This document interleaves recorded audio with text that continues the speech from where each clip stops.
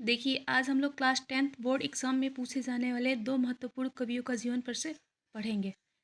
देखिए, आज हम लोग क्लास 10th बोर्ड एग्ज़ाम से संबंधित बहुत ही इम्पोर्टेंट टॉपिक पढ़ने जा रहे हैं, कवि का जीवन परिचय। तो देखिए, क्लास 10th में केवल 2 कवियों का हमें जीवन परिचय याद करना है। पहले हमारे सूरदास और दूसरे तुलसीदास।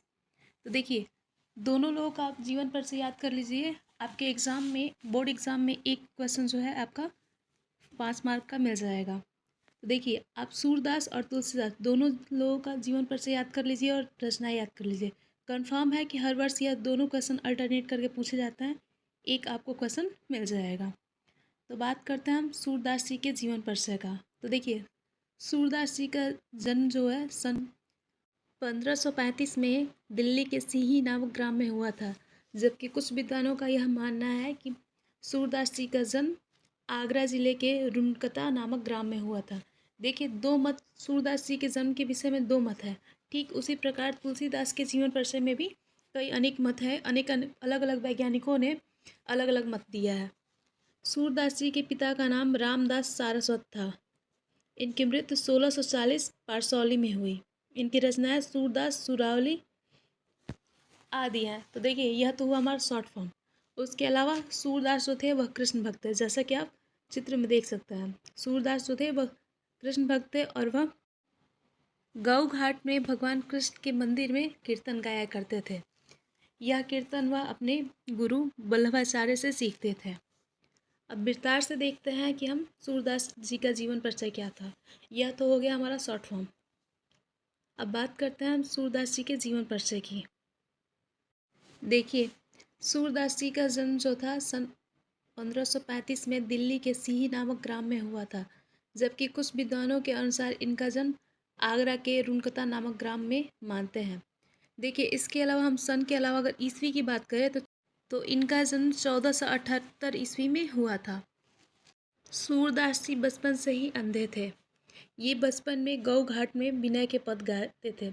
देखिए, जो गौ घाट है वह वृंदावन तथा मथुरा के बीच का एक गांव है जिसे हम गौ घाट के नाम से जानते हैं। इनके गुरु वल्लभाचार्य जी थे। सूरदास जी गोवर्धन पर्वत के श्रीनाथ मंदिर में भजन करते थे। यह भजन उनके गुरु श्री वल्लभाचार्य से सिखाया जाता था। वह वल्लभाचार्य जी से भजन कीर्तन सुनकर उनकी कृतियों को याद करते थे। कुछ समय पश्चात वल्लभाचार्य जी के पुत्र अष्टछाप ने सूरदास तथा 8 कृष्ण भक्त कवियों का संगठन किया और उसके द्वारा उन्होंने अनेक प्रकार के ग्रंथ और रचनाओं का वर्णन किया। अब बात करते हैं हम सूरदास जी की मृत्यु की। तो सूरदास जी की मृत्यु सन 1640 में गोवर्धन के पारसौली नामक ग्राम में हुआ था। और बात करें हम ईस्वी की तो उनकी मृत्यु जो थी वह 1583 ईस्वी में हुई थी।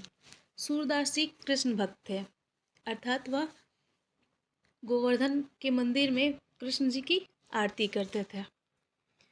ये अंधे होने के बावजूद भी इन्होंने अनेक प्रकार की कृतियों या रचनाओं का निर्माण किया, जिसको सुन के कुछ लोगों का मानना यह है कि यह खुद लिख भी सकते थे, जबकि कुछ लोगों का कहना यह है कि सूरदास जी अंधे थे लेकिन उनके गीत को उनके जो शिष्य थे उन्हें अपनी पुस्तकों में लिखते थे।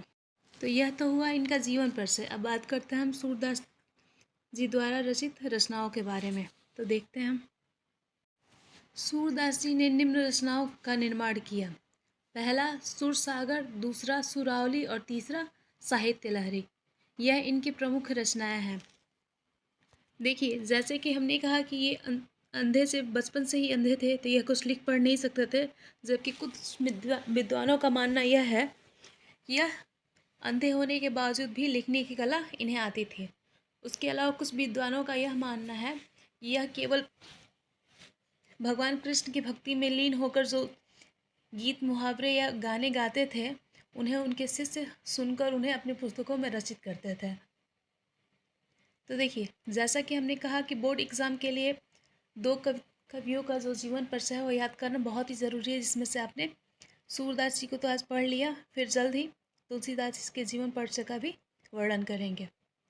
देखिए, बहुत लोग का याद करने की आवश्यकता नहीं है। आपको क्लास 10th में केवल 2 लेखकों का, जैसा कि हमने पहले भी कहा था, और अब जैसे कि हम कह रहे हैं कि 2 कवि का, केवल 2-2 लोगों का याद कीजिए जीवन परिचय। कन्फर्म है कि आपको 5-5 अर्थात 10 नंबर बोर्ड में मिल जाएंगे।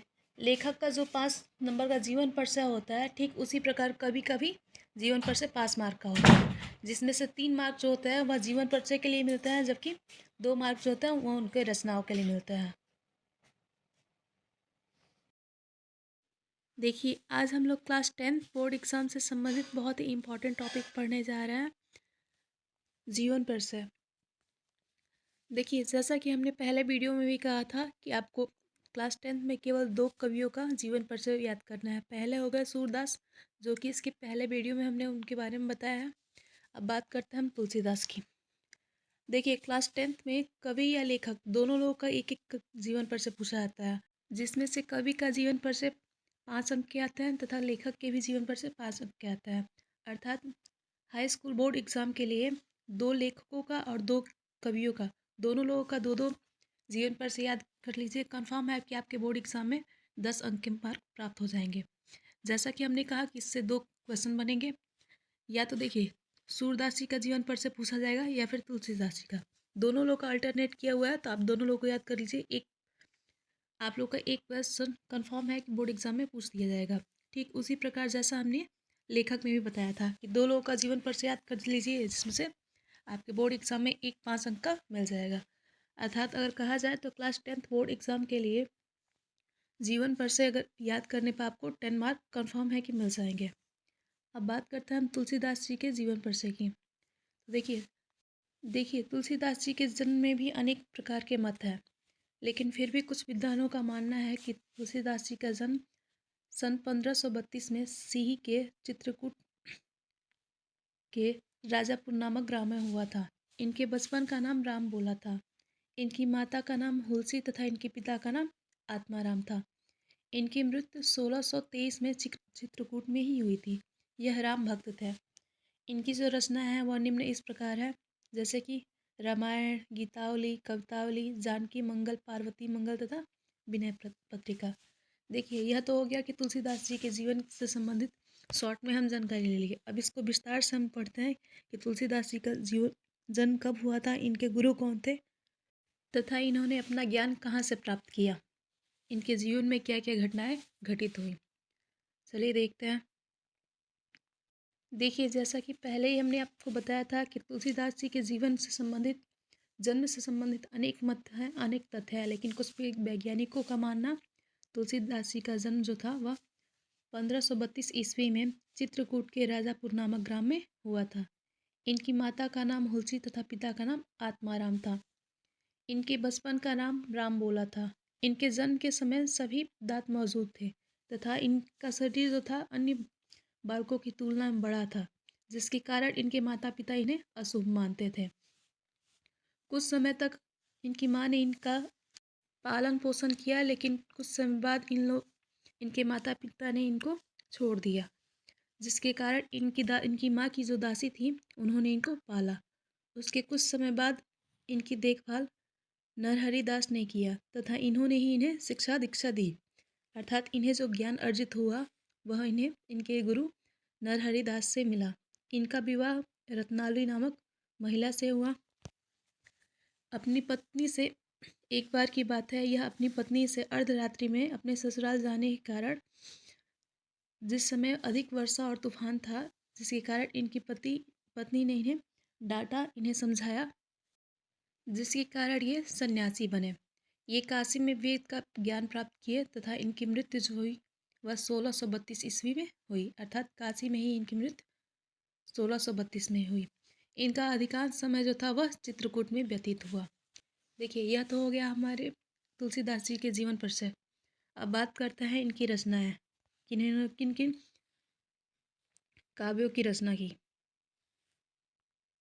देखिए, तुलसीदास जी के लेखन और रचनाओं में इनकी शैलियाँ निम्न हैं, जो कि इस प्रकार है। देखिए, इनके शैली के बारे में हम बात कर लेते हैं, तो इनकी पहली शैली जो है वह छप्पा है, दोहा, चौपाई, गीत, कवित्त और सवाया। अर्थात ये इतने प्रकार के शैलियों का अध्ययन रखते थे। तुलसीदास जी को ब्रज भाषा तथा अवधी भाषा बहुत अच्छे से आता था, या उसका बहुत अच्छे से ज्ञान था। अब बात करते हैं इनकी रचनाओं की। तो इनकी पहली रचना रामायण, गीतावली, कवितावली, जानकी मंगल, पार्वती मंगल, विनय पत्रिका, दोहावली, रामलला नाचू, रामाज्ञा प्रश्न तथा अनेक हैं।